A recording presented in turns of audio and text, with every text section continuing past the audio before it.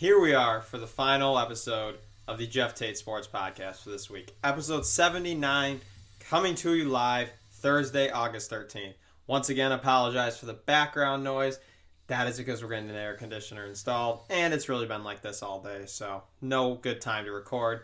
Figured I'd lock myself in my room, get a podcast recorded for you guys. So hopefully you guys are enjoying the podcast. We're kind of back to normal now. We might have a special guest with Cole in the next few weeks to preview the NFL. Don't know for sure how we're going to do that. Both of us are moving. I'm moving into college. He's getting some stuff situated, so I don't know how we're going to do that, but the hope is to do that and hope to get a guest before, let's say, late September. I'm looking to get some people. I have some people I've talked to, but not anything concrete. Once again, please rate, review, subscribe to the podcast. Like I mentioned on Tuesday, this should be the new rhythm of the podcast. Tuesdays and Thursdays every week. Maybe when there's a special week, like in a few weeks, we have the U.S. Open for golf, and I'm looking at a guest for that one and maybe a whole preview podcast for the U.S. Open, and that would maybe be a week where you get 3 episodes. Not completely sure what we're doing in terms of that, but I kind of like this Tuesday, Thursday setup. Some weeks it might be Monday, Wednesday, but you should be getting at least two podcasts per week unless somehow just all sports stop being played, which I don't see happening, but you never know. College football is not really what I want to talk about today because I want to stay positive, and college football, there's so many unknowns right now. Obviously, Big Ten, the Pac-12 have said they're not going to play football this fall, and then the ACC, Pac-12, or ACC, Big 12, and SEC as of now sound like they're going to play football. Who knows? It's a mess. Not really going to worry about it as much. NFL I'm a lot more optimistic about, and I believe we'll have a season there. Today, like I mentioned on Tuesday, I want to talk a lot of the NBA and a little Detroit Tigers.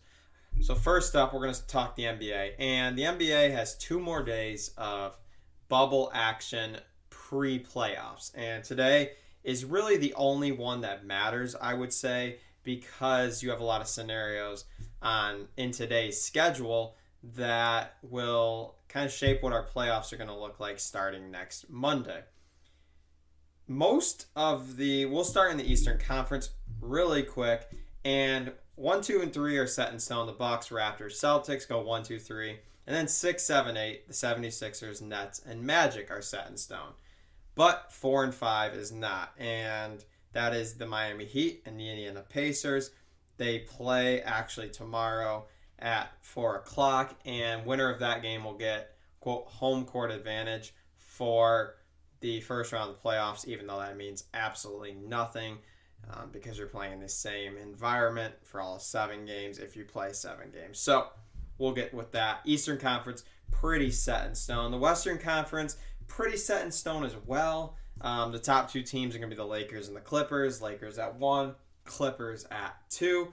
Our 3rd seed is going to be the Denver Nuggets. Our 4th and 5th seed is going to be the Thunder and Rockets. That series is set in stone.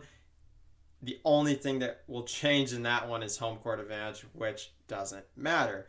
The 6th seed will be the Jazz. The 7th seed will be the Mavericks. But the 8th seed, we don't know who the 8th seed is. And all of the teams that kind of are in contention, I would say, for that 8th seed have a game today. And it's going to be absolutely fascinating to see who gets it. You first off have the Portland Trailblazers, who are in the 8th spot right now.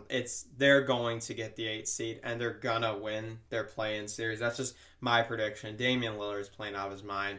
51 points this past weekend and 61 points on Monday night. I mean, come on, people. He's playing out of his mind.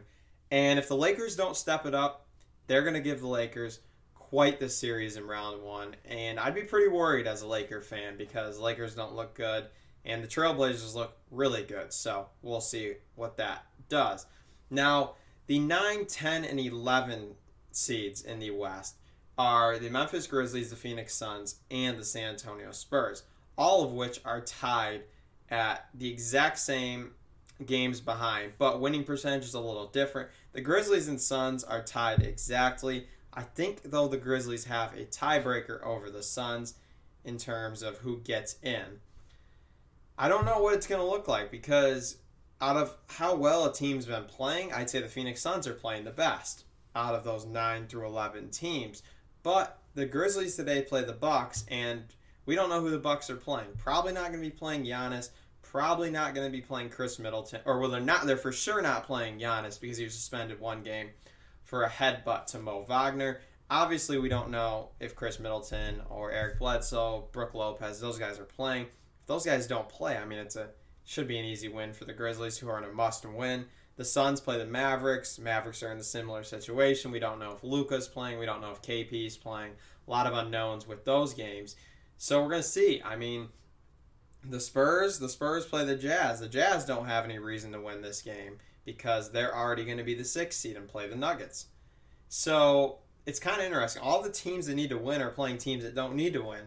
So there's going to be some gamesmanship there. Like, are they going to try? Are the teams that don't need to win going to actually try to win because they don't want this certain team making it into the playoffs? I don't know. But the Trailblazers play the Brooklyn Nets, who already have the 7th spot in the East. I don't really see them needing to go all out. But the one thing with the Nets is all their stars aren't even playing already in the restart. So maybe they're all good. I look at it and I say, I believe, like I mentioned, that the Trailblazers will get the 8th seed and will play the Lakers. If that is the case, we're going to have one of the better first-round matchups that we've had in a long time. No home court advantage makes it really unique because if you think about one thing with the Los Angeles Lakers, is Staples Center is a huge advantage for them. You play under the bright lights. You have all the celebrities there. This year would have been crazy for the Lakers to be a number 1 seed because they haven't made it to the playoffs in a long, long time. And they would have been the number 1 seed, AD, LeBron, all that hype around the team. But we don't get that. We're playing in Orlando. They're going to play in one of 3 arenas with no fans, a very quiet environment in that arena. And the Lakers haven't looked good. The Lakers right now are getting killed by the Kings. Doesn't really matter, though, because AD didn't play. LeBron stopped playing in the first half. So I don't look into too much of that. I'm just saying playoffs are going to be great. And next week, I plan on giving us like a full-scale preview of the NBA playoffs. Actually, probably will be Monday instead of Tuesday, but it could be Tuesday as well. Depends on what the schedule looks like. But Saturday we'll start our play-in series. I think they go back to back to back if they need 3 games. But the first game, whoever the 8th seed is, if they win, they are automatically in, and the playoffs will officially start. It's going to be interesting. Playoff basketball is going to be on most of the day in terms of what they're going to have to do with the bubble and getting all these games in. My predictions, like I said, I think the Blazers do win tonight, and I think they wrap up that 8th seed in the playoffs by winning their first game against, I think it's going to be the Memphis Grizzlies. I hope it's the Suns because the Phoenix Suns are red hot, and I think it'd be cool. But I think the Grizzlies beat the Bucks today because the Bucks don't have anything to play for and could get some benefit out of resting guys like Chris Middleton, Brook Lopez, Eric Bledsoe, and Giannis isn't already playing. So I want to transition to on this day in sports history, and this was pretty recent. 2017 on this day, August 14th, August 13th, my apologies. Justin Thomas, my favorite golfer, won his very first major by 2 shots in the PGA Championship at Quail Hollow, beating the likes of Francesco Molinari, Patrick Reed, and Luis Oosthuizen from South Africa. It was a good breakthrough for Justin Thomas. I'm hoping in the next year or two he gets at least one more major because he's one of golf's best. So back to the podcast, and today I want to get into some Detroit Tigers baseball like I mentioned. Tigers surprising people, like I've said on this podcast a few times. They just concluded a series with the Chicago White Sox and are 9-7, which would get them into the playoffs had the season ended today. And like we said, it's only a 60-game season. You have no clue what's going to happen. Some takeaways I'll give you from the beginning of the year for the Detroit Tigers. Some good. Jacoby Jones, outstanding. He's batting 9th in our order and is our best hitter as of now. I knew he was pretty good, but I didn't think he'd have this good of a year. He's batting just over 300, 5 home runs, 12 RBIs. just looks like he wants to make a claim for that center field spot, and that would be really beneficial for the Detroit Tigers because that's not really a position our farm system is deep with, and Jacoby's young enough to take the reins and quite honestly just run with it in center field. Some other interesting stats. His team's hitting a lot of home runs. Kind of surprising just because this isn't a team that usually was known, I guess, for hitting home runs. I mean, through 16 games, we're over 25 home runs, which is pretty crazy because this team was one of the worst in the American League, let alone the MLB, in hitting home runs last year. So Miggy, I mean, 4 home runs, 8 RBIs. Average isn't good, but he still has those power numbers that are important. CJ Cron, same stat line, 4 home runs, 8 RBIs. He looks like he's probably going to be out for the year. Tweaked his knee on Monday night. Didn't look good. New signing, Jonathan Scope, looks very good. 4 home runs, 9 RBIs. Batting .254. A guy I'm really interested to see how we use him because of CJ Cron going down is Willie Castro, who's one of our better rated prospects in terms of hitting talents, and he can play anywhere in the infield. And his debut for the Tigers this year was yesterday, and he had a home run, 2 RBIs batted in, 3 hits on 4 at-bats. Pretty dang good. Now the bad, I want to see with some good pitching, I'll say. Spencer Turnbull been lights out. In 3 starts this year, he's 2-0, an ERA of exactly 2, 18 innings pitched, 18 strikeouts, a walk hits per inning pitched of 1.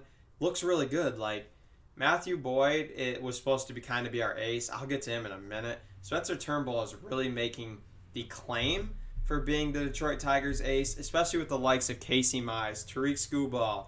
You have Matt Manning, all these guys coming up through the farm system. Someone needs to stake the claim to being our out-and-out day one starter, and I think Turnbull's doing it. His stuff looks really good, and I'm all in all thrilled with what he's looked like. Some other good pitching. I mean, Gregory Soto, he's a guy that a lot of people said has the stuff to be good, but is super inconsistent. Well, he's played in 9 games this year, 10 innings pitched, and hasn't given up a run. I mean, he's throwing 99 pretty consistently, up in the zone, swing and miss stuff. I mean, right now has been our best pitcher if you look at just stats. I mean, 10 innings pitched, no runs given up. He's only given up 2 hits in 10 innings. That's ridiculous, honestly. Some other guys that I've liked, I mean, Joe Jimenez, besides the 1 blown save, he's been pretty dang good. 7 innings pitched. He has 5 saves and 6 save opportunities. Besides that one against the Pirates that we actually ultimately came back and won, hasn't looked great. Michael Fulmer, I like the start he gave us on Monday night. Pitched 3 innings, had some very good stuff. Him and Daniel Norris combined to deliver a win for the Tigers. Now the ugly, and I don't want to spend a lot of time on this because I like him. He's a really good guy, and I like him for the Detroit Tigers. I'm just very disappointed with how his season's gone so far. That's Matthew Boyd. Through 4 starts, he's 0-2 with a 10.24 ERA, 19 innings pitched, 30 hits given up, 22 earned runs, 5 of which have been home runs. I'm just worried about him because last year at the beginning of the year, he was really good. He was an all-star. He looked like he had dominant stuff, and I don't know what happened. I mean, maybe it was a little overblown because we were a bad team. He just looked really good. But, I mean, he just doesn't look decisive anymore. And kind of a bummer because we were looking to trade him at the deadline last year. Rumors had it we were asking for a lot of stuff in return for Matthew Boyd, which is why he ultimately ended up staying with us that year. But I wish we could have gotten him traded because it would have just been better for our development because I don't know what we can do with him. When you pitch that poorly, and I mean, he's playing good lineups. Like, don't get me wrong, the White Sox have a great lineup. I mean, some of their young guys are the best in the majors at coming up the pipeline. But a start against them, Pirates are one of the worst offenses in baseball, and 2 against the Reds. I mean, it's not like the Yankees or the Dodgers that you're pitching against. And with his talent, I would have expected a lot better. Now, that being said, he can definitely turn it around with the remaining starts he has this season, but not making a great case to be the Detroit Tigers ace going forward. And it's kind of a bummer because I think he has the talent to do that. I just don't think right now it's in his card. Not in his card. I just don't know with how he's pitching currently. I don't know what to make of him becoming the ace of the Detroit Tigers staff, because this Tigers staff could use that ace. I mean, like I've mentioned, Casey Mize is hopefully going to make his debut this year. We don't know for sure if that's going to happen. Matt Manning also hopefully maybe makes his debut. When these guys come up, they need that ace to look up to. Hopefully they become an ace in terms of their own pitching specialty, like Casey Mize we're hoping is the ace for the Detroit Tigers for the next 10, 15 years. But for now, let's make Spencer Turnbull that. Matthew Boyd get consistent. Michael Fulmer get back to kind of what he was. Ivan Nova hasn't been bad. I mean, in his 3 starts, a 5.74 ERA. That's kind of how his career has gone. But I like what he's given us. I mean, he's not going to go out there and just get killed, but he's not going to go out there and like shut down a lineup. You're looking maybe 3 to 4 runs in his start, but I don't know. I like what the Tigers are doing. Like I've mentioned, it's just fascinating because of how this playoff situation is looking like. Because I mean, right now they got the 5th best record in the American League. All the playoffs will be decided by win percentage, which is interesting because in the Central, the Twins are 12-7, which is the best in our division, but we're 9-7, and then the White Sox and the Indians are 10-9, but we would be in the playoffs before them because of the winning percentage. We don't play today. We were supposed to play a doubleheader against the St. Louis Cardinals. That did not happen. This weekend we play the Cleveland Indians, who are constantly a team that destroys us. So let's see how this weekend goes, and we'll get back to it next week in terms of what the Detroit Tigers look like, because you win 3 straight games. I mean, it's huge momentum for a team that is young and has the young legs to push through and get a playoff spot. I mean, I don't see this Detroit Tigers team getting to the trade deadline, which is in a few weeks, honestly, and like making a huge move, because I think they realize we're overachieving at this point, and that would push a rebuild forward, where I don't think it's necessary to do that, because next year you're going to play a full season, and that will really show what your team is about. So this will wrap up episode 79 of the Jeff Tate Sports Podcast. Hopefully you guys enjoyed the podcast, and if you did, please rate, review, subscribe to the podcast, and I'll see you guys next week for episodes 80 and 81.